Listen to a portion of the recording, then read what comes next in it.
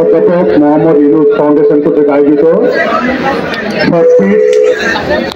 Double seat cup টুর্নামেন্টের আজকের প্রথম সেমিফাইনাল।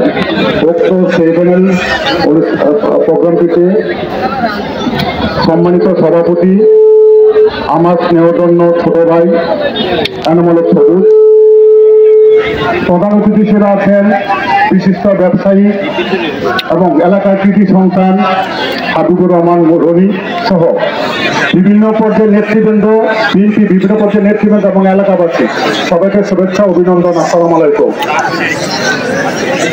অধ্যাপক মোহাম্মদ ইউনুস ফাউন্ডেশনে এই টুর্নামেন্টটি দীর্ঘদিন ধরে চলে আসছে। আপনারা জানেন 16টি দল নিয়ে এই টুর্নামেন্ট শুরু হয়েছিল। এই কোয়ার্টার ফাইনাল পেরিয়ে আজ আমরা সেমিফাইনাল পর্যায়ে এসে পৌঁছেছি। একদিকে মোট 4টি দল এখন আছে, এখন হাড্ডাহাড্ডি লড়াই। কাজেই আমরা উপভোগ করতে চাই।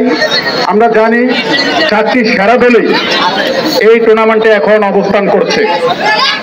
আমরা মনে করি 4টি দলের মধ্যে চুলচেরা বিশ্লেষণ করলে খুব একটা পার্থক্য নেই।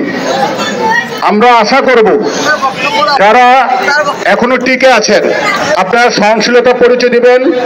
আপনারা এমন কোনো আচরণ করবেন না যাতে এলাকার সুনাম ক্ষুণ্ণ হয় এবং ফাউন্ডেশনের সুনাম মর্যাদা হানি হয়। আজকে আমরা একটি উপভোগ্য সুন্দর একটি মাঠযুদ্ধ খেলা দেখতে চাই। আপনারা জানেন আরেকটি সেমিফাইনাল মঙ্গলবার, পরবর্তী সময় আমরা ফাইনাল খেলা আমাদের অনুষ্ঠিত হবে।